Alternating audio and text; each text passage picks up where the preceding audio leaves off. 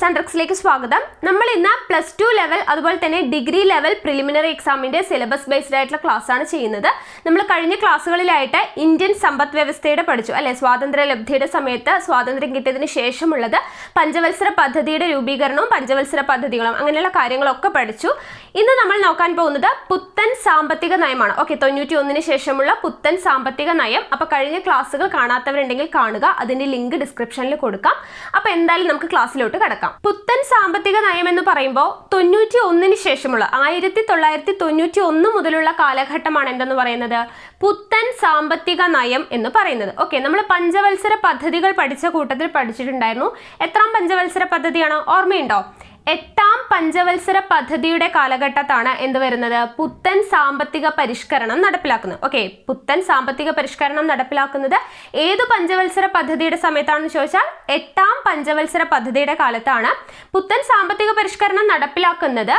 PV Narasimha Rao ഗവൺമെന്റിന്റെ സമയത്താണ്. Okay, അപ്പോൾ പുത്തൻ സാമ്പത്തിക നയം നടപ്പിലാക്കുമ്പോൾ ഏത് ഗവൺമെന്റ് ആയിരുന്നു എന്ന് ചോദിച്ചാൽ PV നരസിംഹറാവു ഗവൺമെന്റിന്റെ കാലഘട്ടത്തിലാണ് പുത്തൻ സാമ്പത്തിക നയം നടപ്പിലാക്കുന്നത്. ആ സമയത്തെ ധനകാര്യ വകുപ്പ് മന്ത്രി ആരായിരുന്നു?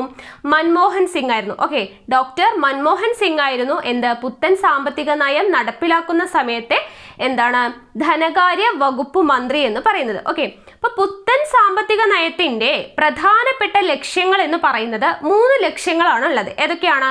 ഉദാരവൽക്കരണം, സ്വകാര്യവൽക്കരണം, ആഗോളവൽക്കരണം. ഓക്കെ, ഉദാരവൽക്കരണം, സ്വകാര്യവൽക്കരണം, ആഗോളവൽക്കരണം എന്നിങ്ങനെയുള്ളതാണ് എന്ത് പുത്തൻ സാമ്പത്തിക നയത്തിന്റെ പ്രധാനപ്പെട്ട ലക്ഷ്യങ്ങൾ. ഓക്കെ, അപ്പൊ ഈ 3 കാര്യങ്ങൾ എന്താണ് എന്നുള്ളത് പഠിച്ചു കഴിഞ്ഞാൽ നമ്മുടെ പുത്തൻ സാമ്പത്തിക നയം എന്ന് പറയുന്ന ഭാഗം ഏകദേശം ആവും. ഓക്കെ, അപ്പൊ നമുക്ക് നോക്കാം എന്തൊക്കെയാണ് നമ്മളിപ്പോൾ പറഞ്ഞ കാര്യങ്ങൾ ജസ്റ്റ് ഒന്ന് നോക്കാം.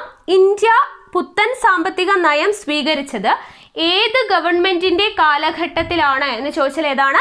PV നരസിംഹറാവു ഗവൺമെന്റിന്റെ കാലഘട്ടത്തിലാണ്. ഓക്കെ, ഇന്ത്യ പുത്തൻ സാമ്പത്തിക നയം സ്വീകരിച്ചത് PV നരസിംഹറാവു ഗവൺമെന്റിന്റെ കാലഘട്ടത്താണ്. ഓക്കെ, അപ്പൊ ഈ ഇങ്ങനെയുള്ള ടൈപ്പ് ക്വസ്റ്റ്യൻസ് ആണ് ഈ ഭാഗത്ത് നിന്ന് ചോദിക്കുക. അപ്പൊ ഇമ്പോർട്ടന്റ് ആയിട്ടുള്ള പോയിന്റ്സ് മാത്രമാണ് പറയുന്നത്. അപ്പൊ എന്തായാലും ഇതെല്ലാം പഠിച്ചെടുക്കാൻ ശ്രമിക്കുക. ഓക്കെ, അപ്പൊ പഠിക്കുക എന്താണ് PV നരസിംഹറാവു ഗവൺമെന്റിന്റെ കാലഘട്ടത്തിലാണ് ഇന്ത്യ പുത്തൻ സാമ്പത്തിക നയം സ്വീകരിക്കുന്നത്. ദെൻ ഇന്ത്യ പുത്തൻ സാമ്പത്തിക നയം സ്വീകരിക്കുമ്പോഴത്തെ ധനകാര്യ വകുപ്പ് മന്ത്രി ആര് എന്ന് ചോദിച്ചാൽ ആരാണ്? ഡോക്ടർ മൻമോഹൻ സിംഗ് ആണ്. ഓക്കെ, ഇമ്പോർട്ടന്റ് ആണ്. ധനകാര്യ വകുപ്പ് മന്ത്രി ആരാണ്? ഡോക്ടർ മൻമോഹൻ സിംഗ് ആണ്. ദെൻ അത് എന്താണ് പുത്തൻ സാമ്പത്തിക നയത്തിന്റെ പ്രധാന ലക്ഷ്യങ്ങളാണ് എന്തൊക്കെ? ഉദാരവൽക്കരണം, സ്വകാര്യവൽക്കരണം, ആഗോളവൽക്കരണം. എന്തൊക്കെയാണ്? ഉദാരവൽക്കരണം, ഇത് ഓരോന്നും എന്താണ് എന്നുള്ളത് നമ്മൾ പറയും. ഉദാരവൽക്കരണം, സ്വകാര്യവൽക്കരണം, ആഗോളവൽക്കരണം എന്നിങ്ങനെയുള്ളതാണ് എന്ത് പുത്തൻ സാമ്പത്തിക നയത്തിന്റെ പ്രധാനപ്പെട്ട ലക്ഷ്യങ്ങൾ എന്ന് പറയുന്നത്. ഓക്കെ, ദെൻ പുത്തൻ സാമ്പത്തിക പരിഷ്കരണം നടപ്പിലാക്കിയത് എത്രാം പഞ്ചവത്സര പദ്ധതിയുടെ സമയത്താണെന്ന് ചോദിച്ചാൽ ഏതാണ്? നമ്മൾ പഠിച്ചിട്ടുണ്ടായിരുന്നു 8ാം പഞ്ചവത്സര പദ്ധതിയുടെ സമയത്താണ് അല്ലെ. 8ാം പഞ്ചവത്സര പദ്ധതിയുടെ കാലഘട്ടത്തിലാണ് എന്ത് പുത്തൻ സാമ്പത്തിക പരിഷ്കരണം നടപ്പിലാക്കുന്നത്. അത് എന്താണ് കാലഘട്ടം ഓർമ്മയുണ്ടോ? വർഷം 1992 to 97 ആണ് എന്ത് 8ാം പഞ്ചവത്സര പദ്ധതിയുടെ കാലയളവ് അല്ലെ. 1992 മുതൽ 97 വരെയാണ് 8ാം പഞ്ചവത്സര പദ്ധതിയുടെ കാലഘട്ടം എന്ന് പറയുന്നത്. ആ സമയത്താണ് എന്ത് പുത്തൻ സാമ്പത്തിക നയം നടപ്പിലാക്കുന്നത് ഇന്ത്യ. ഓക്കെ, അപ്പൊ ഇത്രയും പോയിന്റ്സ് ഓർത്തിരിക്കുക. ഇനി നമുക്ക് ഇതിന്റെ ലക്ഷ്യങ്ങൾ എന്ന് പറഞ്ഞു അല്ലെ, ഉദാരവൽക്കരണം, സ്വകാര്യവൽക്കരണം, ആഗോളവൽക്കരണം, ഇത് 3 എന്താണെന്നുള്ളത് നോക്കാം. പുത്തൻ സാമ്പത്തിക നയത്തിന്റെ ആദ്യത്തെ ലക്ഷ്യമാണ് ഉദാരവൽക്കരണം. എന്താണ് ഉദാരവൽക്കരണം? ഉദാരവൽക്കരണം എന്ന് വെച്ചാൽ ഇന്ത്യയുടെ സാമ്പത്തിക പ്രവർത്തനങ്ങളിലുള്ള സർക്കാർ നിയന്ത്രണങ്ങൾ എന്ത് ചെയ്യുക? പരിമിതപ്പെടുത്തുക എന്നുള്ളതാണ്. ഓക്കെ, നമ്മൾ സോഷ്യലിസ്റ്റ് സമ്പദ് വ്യവസ്ഥയിൽ പഠിച്ചിട്ടുണ്ടായിരുന്നു എന്താണ് സ്ഥാപനങ്ങളുടെയും എല്ലാ ഉൽപാദന ഉപാധികളുടെയും എല്ലാം ഉടമസ്ഥാവകാശം ഗവൺമെന്റിലോ സ്റ്റേറ്റിലോ ഒക്കെ ആയിരിക്കുമെന്ന് നമ്മൾ പറഞ്ഞു അല്ലെ. അപ്പോൾ ഗവൺമെന്റിന്റെ നിയന്ത്രണങ്ങൾ എന്ത് ചെയ്യുക? പരിമിതപ്പെടുത്തുക. ഓക്കെ, ഇന്ത്യയുടെ സാമ്പത്തിക പ്രവർത്തനങ്ങളിലുള്ള ഗവൺമെന്റിന്റെ നിയന്ത്രണങ്ങൾ പരിമിതപ്പെടുത്തുക എന്നുള്ളതാണ് എന്തുദ്ദേശിക്കുന്നത്? ഉദാരവൽക്കരണം എന്ന് പറയുന്ന നയം കൊണ്ട് ഉദ്ദേശിക്കുന്നത്. ഓക്കെ, അപ്പോൾ ഉദാരവൽക്കരണം ആരംഭിച്ചതോടു കൂടിയിട്ടുണ്ടായ മാറ്റങ്ങൾ എന്താണെന്ന് വെച്ചാൽ വ്യവസായങ്ങൾക്ക് ആവശ്യമായിട്ടുള്ള യന്ത്രങ്ങൾ ലഘൂകരിച്ചു, അതുപോലെ തന്നെ ഇറക്കുമതി ചുങ്കവും നികുതികളും കുറച്ചു, അതുപോലെ കൂടുതൽ സ്ഥാപനങ്ങളിലും കാര്യങ്ങളിലുമെല്ലാം വിദേശ നിക്ഷേപം കൂടി വന്നു. ഓക്കെ, വിദേശ നിക്ഷേപം കൂടി വരികയാണ് ചെയ്യുന്നത്. അപ്പോൾ എന്ത് സംഭവിക്കും? സ്വകാര്യവൽക്കരണത്തിലോട്ട് പോവുകയാണ്. അതായത് കൂടുതൽ സ്ഥാപനങ്ങളും കാര്യങ്ങളും എല്ലാം സ്വകാര്യ ഉടമസ്ഥതയിലോട്ട് പോകാനുള്ള ചാൻസ് കൂടി വന്നു. ഓക്കെ, അപ്പോൾ അതാണ് എന്ത് ഉദാരവൽക്കരണം എന്ന് പറയുന്നത്. ഓക്കെ, സർക്കാർ നിയന്ത്രണങ്ങൾ, ഇന്ത്യൻ സാമ്പത്തിക പ്രവർത്തനങ്ങളിലുള്ള സർക്കാർ നിയന്ത്രണങ്ങൾ എന്താണ് പരിമിതപ്പെടുത്തുക എന്നുള്ളതാണ് ഉദാരവൽക്കരണം എന്ന് പറയുന്നത്. ഉദാരവൽക്കരണത്തിന്റെ ഫലമായിട്ടുണ്ടായതാണ് നമ്മൾ പറഞ്ഞത് അല്ലെ, യന്ത്രങ്ങൾ ലഘൂകരിച്ചു, ഇറക്കുമതി ചുങ്കവും നികുതിയെല്ലാം കുറച്ചു, അതുപോലെ തന്നെ വിദേശ നിക്ഷേപം കൂടി എന്നുള്ള കാര്യങ്ങളൊക്കെ പറഞ്ഞു. ഓക്കെ, ഇനി അറിഞ്ഞു വെച്ചിരിക്കേണ്ട ഒരു ടേമാണ് നവ ഉദാരവൽക്കരണം. നവ ഉദാരവൽക്കരണം എന്ന് വെച്ചാൽ ഇന്ത്യൻ സാമ്പത്തിക പ്രവർത്തനങ്ങളിലുള്ള ഗവൺമെന്റിന്റെ നിയന്ത്രണങ്ങൾ സമ്പൂർണമായിട്ട് നിരാകരിക്കുന്നത്. പരിമിതപ്പെടുത്തുക എന്ന് പറയുന്നത് ഉദാരവൽക്കരണം എന്ന് പറയുന്ന നയമാണ്. നവ ഉദാരവൽക്കരണം എന്ന് വെച്ചാൽ എന്താണ്? സമ്പൂർണമായിട്ടും സർക്കാർ ഇടപെടലുകൾ എന്താണ് നിരാകരിക്കുന്നതിനെയാണ് നവ ഉദാരവൽക്കരണം എന്ന് പറയുന്നത്. ഓക്കെ, മനസ്സിലായെന്ന് വിചാരിക്കുന്നു. നെക്സ്റ്റ് സ്വകാര്യവൽക്കരണം. സ്വകാര്യവൽക്കരണം എന്ന് വെച്ചാൽ എന്താണ്? വാണിജ്യ വ്യാപാര വ്യവസായ രംഗങ്ങളിലുള്ള ഗവൺമെന്റിന്റെ ഇടപെടലുകളെ കുറയ്ക്കുക എന്ന ഉദ്ദേശത്തോടു കൂടിയിട്ട്, അതായത് സർക്കാരിന്റെ നിയന്ത്രണങ്ങൾ കുറച്ച് അവർക്ക് നേരിട്ടുള്ള പങ്കാളിത്തം കുറച്ച് സ്വകാര്യ ഉടമസ്ഥതയിലോട്ട് അല്ലെ സ്വകാര്യ ഉടമസ്ഥതയിലോട്ട് മാറ്റുക എന്നുള്ളതാണ് സ്വകാര്യവൽക്കരണം എന്ന് പറയുന്നത്. ഓക്കെ, അപ്പോൾ നമുക്ക് നോക്കാം എന്തൊക്കെയാണെന്നുള്ളത്. ഉദാരവൽക്കരണം നമ്മൾ എന്താണ് പറഞ്ഞത്? അതാ രാഷ്ട്രത്തിന്റെ സാമ്പത്തിക പ്രവർത്തനങ്ങളിലുള്ള സർക്കാർ നിയന്ത്രണങ്ങളും സ്വാധീനവും പരിമിതപ്പെടുത്തുന്നതിനെയാണ് എന്തെന്ന് പറയുന്നത്? ഉദാരവൽക്കരണം എന്ന് പറയുന്നത്. ഓക്കെ, മനസ്സിലായല്ലോ? സർക്കാർ നിയന്ത്രണങ്ങളെ എന്താണ് പരിമിതപ്പെടുത്തുന്നതാണ് ഉദാരവൽക്കരണം. നെക്സ്റ്റ്, വ്യവസായ വ്യാപാര വാണിജ്യ രംഗങ്ങളിലുള്ള സർക്കാരിന്റെ നേരിട്ടുള്ള പങ്കാളിത്തം കുറയ്ക്കാൻ ഉദ്ദേശിച്ചുള്ള നയമാണ് എന്തെന്ന് പറയുന്നത്? സ്വകാര്യവൽക്കരണം. അതായത് ഗവൺമെന്റിന്റെ നേരിട്ടുള്ള പങ്കാളിത്തം കുറച്ചുകൊണ്ട് സ്വകാര്യ ഉടമസ്ഥതയിലോട്ട് സ്ഥാപനങ്ങളൊക്കെ മാറ്റുക എന്നുള്ളതാണ് എന്തുദ്ദേശിക്കുന്നത്? സ്വകാര്യവൽക്കരണം. ഇങ്ങനെ സ്വകാര്യവൽക്കരിച്ചിട്ടുള്ള അല്ലെങ്കിൽ സ്വകാര്യ മേഖലയിലുള്ള പ്രവർത്തനങ്ങൾക്ക് എക്സാമ്പിൾ ആണ് ബോട്ട്, അതുപോലെ തന്നെ PP. ഓക്കെ, ബോട്ട് എന്ന് വെച്ചാൽ എന്താണ്? Build operate transfer. അതായത് ബിൽഡ് ഓപ്പറേറ്റ് ട്രാൻസ്ഫർ എന്ന് വെച്ചാൽ റോഡ്, പാലം തുടങ്ങിയത് സ്വകാര്യ സംരംഭകർ നിർമ്മിക്കുകയും അതെന്താണ് അവരതിന് മുതൽ മുടക്കിയ പൈസ ടോൾ പിരിവിലൂടെ തിരിച്ചു പിടിക്കുകയും അതെന്താണ് ഗവൺമെന്റിന് കൈമാറുകയും ചെയ്യുന്നതാണ് എന്തെന്ന് പറയുന്നത്? ബിൽഡ് ഓപ്പറേറ്റ് ട്രാൻസ്ഫർ എന്ന് പറയുന്നത്. ഓക്കെ, ബിൽഡ് ഓപ്പറേറ്റ് ട്രാൻസ്ഫർ എന്താണ്? റോഡ്, പാലം തുടങ്ങിയവ സ്വകാര്യ സംരംഭകർ എന്ത് ചെയ്യും? അവർ നിർമ്മിക്കുകയും അവർ മുതൽ മുടക്കിയ കാശ് എന്ത് ചെയ്യും? അവർ ടോൾ പിരിവിലൂടെ തിരിച്ചു പിടിക്കുകയും അത് ഗവൺമെന്റിന് നൽകുകയും ചെയ്യുന്നതാണ് എന്തെന്ന് പറയുന്നത്? ബോട്ട് അല്ലെങ്കിൽ ബിൽഡ് ഓപ്പറേറ്റ് ട്രാൻസ്ഫർ എന്ന് പറയുന്നത്. അത് സ്വകാര്യവൽക്കരണത്തിന് ഒരു എക്സാമ്പിൾ ആണ്. ദെൻ അടുത്തത് PP. PP എന്ന് വെച്ചാൽ എന്താണ്? Public private partnership. PP എന്ന് വെച്ചാൽ അതായത് പബ്ലിക് പ്രൈവറ്റ് പാർട്ട്ണർഷിപ്പ് എന്ന് പറഞ്ഞാൽ എന്താണ്? ആ പേരിൽ തന്നെ ഉണ്ട് അല്ലെ, പാർട്ട്ണർഷിപ്പ് ആണ്. അതായത് സ്വകാര്യ സംരംഭകരും ഗവൺമെന്റും തമ്മിൽ പാർട്ട്ണർഷിപ്പിൽ തുടങ്ങുന്നതാണ്. ഓക്കെ, മുതൽ മുടക്കി, രണ്ടാളും കൂടെ ചേർന്ന് മുതൽ മുടക്കി അതിന്റെ ലാഭവും എല്ലാം തന്നെ പരസ്പരം പങ്കുവെക്കുന്നതാണ് എന്തെന്ന് പറയുന്നത്? പബ്ലിക് പ്രൈവറ്റ് പാർട്ട്ണർഷിപ്പ് എന്ന് പറയുന്നത്. ഓക്കെ, സ്വകാര്യ സംരംഭകരും ഗവൺമെന്റും കൂടെ രണ്ടുപേരും ചേർന്ന് മുതൽ മുടക്കി ചെയ്യുന്നൊരു കാര്യം, അതിൽ നിന്നും കിട്ടുന്ന ലാഭം മുതൽ മുടക്കിനനുസരിച്ചിട്ട് വീതം പങ്കുവെക്കുന്നതിനെയാണ് എന്തെന്ന് പറയുന്നത്? പബ്ലിക് പ്രൈവറ്റ് പാർട്ട്ണർഷിപ്പ്, PP എന്ന് പറയുന്നത്. അതിനൊരു ബെസ്റ്റ് എക്സാമ്പിൾ ആണ് കൊച്ചി രാജ്യാന്തര വിമാനത്താവളം. ഓക്കെ, കൊച്ചി രാജ്യാന്തര വിമാനത്താവളം എന്തിന് എക്സാമ്പിൾ ആണ്? PP, പബ്ലിക് പ്രൈവറ്റ് പാർട്ട്ണർഷിപ്പിന് എക്സാമ്പിൾ ആണ്. ഓക്കെ ആണല്ലോ? അപ്പോൾ ഇത്രയും കാര്യങ്ങൾ ഇമ്പോർട്ടൻ്റ് ആണ്. എന്താണ് ഉദാരവൽക്കരണം എന്ന് പറഞ്ഞു അല്ലെ? ഗവൺമെന്റ് എന്താണ്? ഇന്ത്യൻ സാമ്പത്തിക പ്രവർത്തനങ്ങളിലുള്ള ഗവൺമെന്റിന്റെ എന്താണ് നിയന്ത്രണങ്ങൾ പരിമിതപ്പെടുത്തുന്നതാണ് ഉദാരവൽക്കരണം. ഉദാരവൽക്കരണം കൊണ്ട് ഉണ്ടാവുന്നത് എന്തൊക്കെയാണെന്ന് പറഞ്ഞു. വിദേശ നിക്ഷേപം കൂടുന്നു, എന്താണ് നികുതിയും ഇറക്കുമതി ചുങ്കവും എല്ലാം കുറയുന്നു, അതുപോലെ തന്നെ വ്യാവസായിക ആവശ്യങ്ങൾക്കായിട്ടുള്ള യന്ത്രങ്ങൾ ലഘൂകരിക്കുന്നു എന്നൊക്കെ പറഞ്ഞു. അതുപോലെ സ്വകാര്യവൽക്കരണം നമ്മൾ പറഞ്ഞു എന്താണ്? ഗവൺമെന്റിന്റെ നേരിട്ടുള്ള പങ്കാളിത്തം കുറയ്ക്കുക. ഓക്കെ, സ്വകാര്യ ഉടമസ്ഥതയിലേക്ക് കാര്യങ്ങൾ പോവുക എന്നുള്ളതാണ് എന്ത്? സ്വകാര്യവൽക്കരണം. അതിന് ബെസ്റ്റ് എക്സാമ്പിൾ ആണ് നമ്മൾ പറഞ്ഞത് ബോട്ട്, അതുപോലെ തന്നെ PP. ബോട്ട് എന്ന് വെച്ചാൽ എന്താണ്? Build operate transfer. റോഡ്, പാലം തുടങ്ങിയത് സ്വകാര്യ സംരംഭകർ നിർമ്മിക്കുകയും അവർ മുതൽ മുടക്കിയ കാശ് ടോൾ പിരിവിലൂടെ തിരിച്ചെടുക്കുകയും അത് ഗവൺമെന്റിന് നൽകുകയും ചെയ്യുന്നതാണ് ബോട്ട് എന്ന് പറയുന്നത്. PP എന്ന് പറയുന്നത് എന്താണ്?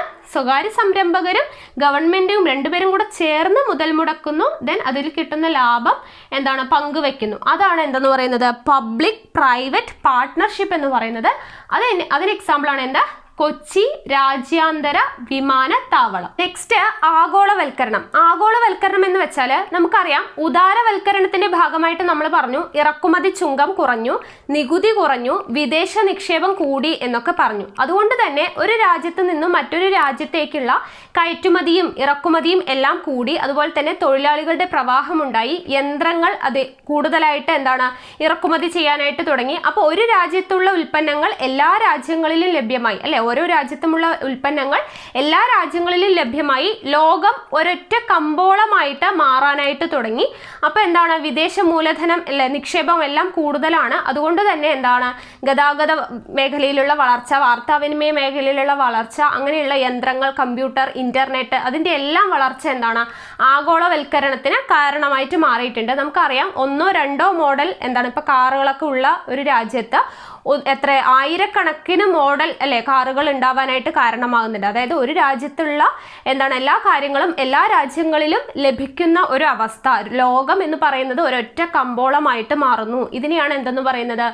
ആഗോളവൽക്കരണം എന്ന് പറയുന്നത്. ഓക്കെ, ഒരു രാജ്യത്ത് ഉൽപ്പാദിപ്പിക്കുന്നത് ആ രാജ്യത്ത് മാത്രമേ വിൽക്കാനായിട്ട് പറ്റുള്ളൂ, അല്ലെങ്കിൽ ആ ഉൽപ്പന്നം അവിടെ മാത്രമേ ലഭിക്കൂ എന്ന് പറയുമ്പോൾ ആഗോളവൽക്കരണം ആവില്ല, അല്ലെ? അതായത് ഇപ്പം നമുക്ക് ഇറക്കുമതിയും കയറ്റുമതിയും എല്ലാം, നികുതിയും എല്ലാം കുറയുന്ന സമയത്ത് ഇറക്കുമതി കയറ്റുമതി കൂടി, തൊഴിലാളികൾ അങ്ങോട്ടും ഇങ്ങോട്ടും ഒക്കെ പോകാനും വരാനും എല്ലാം തുടങ്ങി. അതിനെയാണ് എന്തെന്ന് പറയുന്നത്?